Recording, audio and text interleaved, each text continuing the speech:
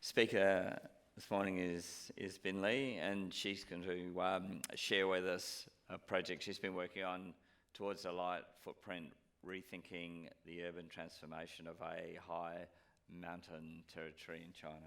Thanks.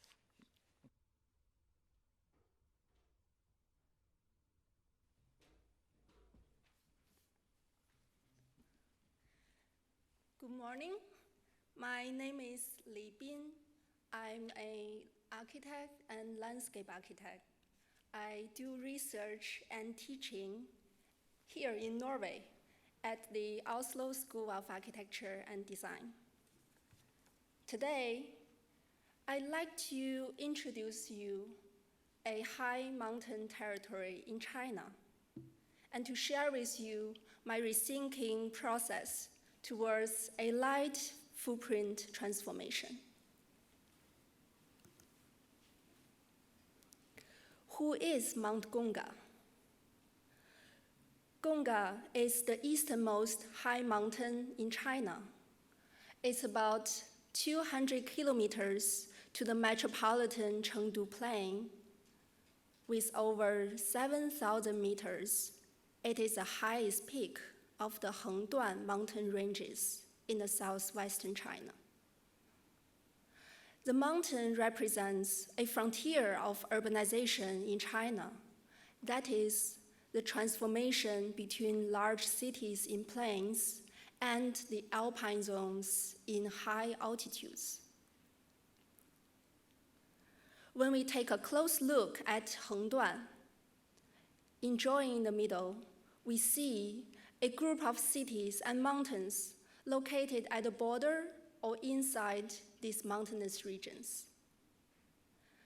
In the drawing on the right, we also see an effort of breaking through this, there's a geographical zone, and over the high mountains by constructing high-speed traveling networks. If we see China as a whole, this mountain is also along a geographical line from 1930s. This is defined by geographer Hu Huanyong. The line divides China into the sparse west and the dense east. The interesting thing is now, over 80 years later, this line is still there. It was also the 1930s. Mount Gongga was globally visited by botanists, mountaineers, geologists, cartographers from Harvard University Ann Arboretum in Boston, United States, Sun Yat-sen University in Guangzhou, China, and ETH Zurich in Switzerland. Mount Gongga experienced an aesthetic construct in 2005. With the promotion of Chinese National Geography magazine, together with other snow-covered high mountains in China, a new traveling culture is merging to the exotic and sublime landscapes. Over the past few years, an elevated and tunneled expressway connects the mountain to Chengdu, shorten the time of travel from 8 hours to 3 hours. In 2008, around 2 million tourists visited Gongga's east side to the touristic town Moxi and the glacier parks. At a viewing platform over 3,500 meters in elevation, people can stage the summit of Gongga behind their camera. However, it is rare to capture a picture like this shows because of the very unpredictable climate in the mountains. At the same time, scenic roads are constructed around Gongga with intention to attract more urban middle-class tourists. Again, The constructed experiences emphasize scenery and views. We could still hike in Gonga, along informal trekking routes, and encounter birch woods, as this shows, ethnic villages, yak-herding settlements, snow-covered mountain passes. The experience is beyond visual and is multisensual. We feel the height, the change of the climate and terrain, the subtlety of light and color while hiking. With a trans-geographical vision, I look at the European high mountains in parallel and relationally to China. In Norway, we see a curated grid of hiking routes and cabin systems in national parks, such as in the Jotunheimen area of central south Norway.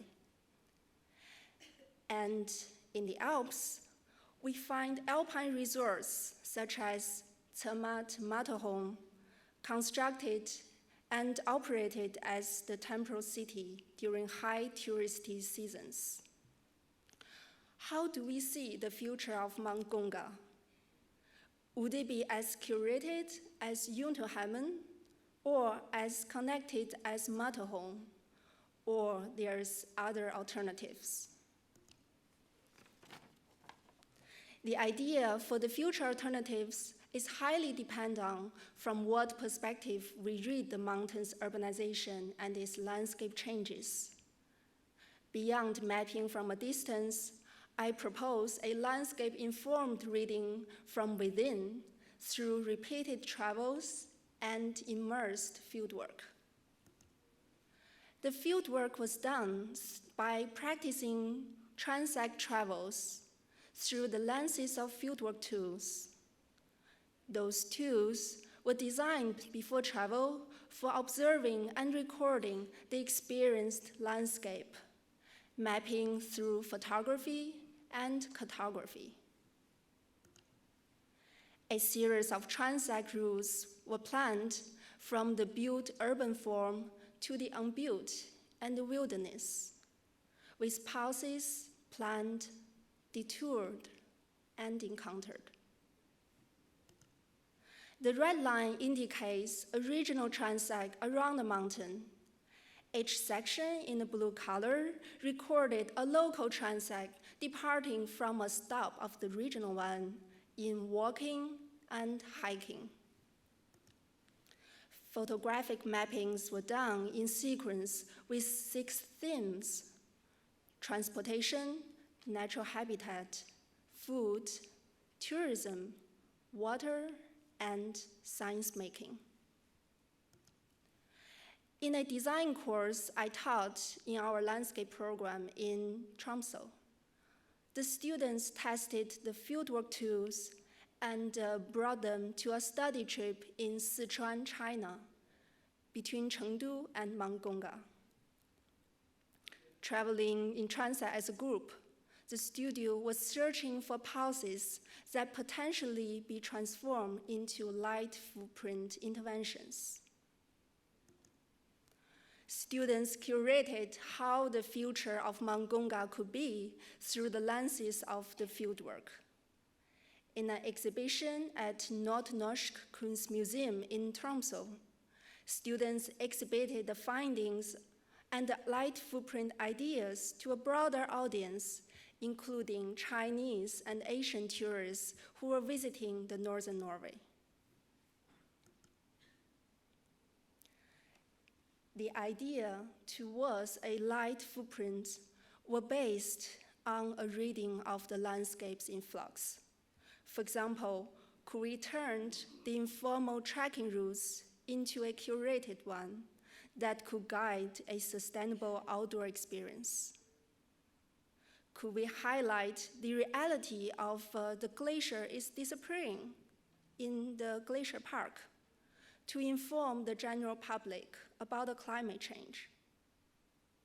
Could we brand local food production and involving villagers for collaboration? Could we activate an abandoned piece of land along the scenic road by a hydropower reservoir to raise the awareness of energy production and consumption?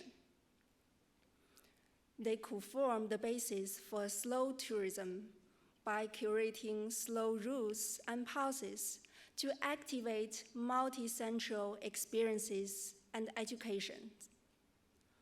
All these could be visited by tourists, but not just for visual pleasant, but for knowing the importance of sustainable urban transformation of a high mountain. It is a little detour from the current high-speed urbanization. So I think we, together as a landscape architect, when we are doing design or before design, we should all be immersed in the landscape, be there in the field, and perhaps on a walk. Thank you.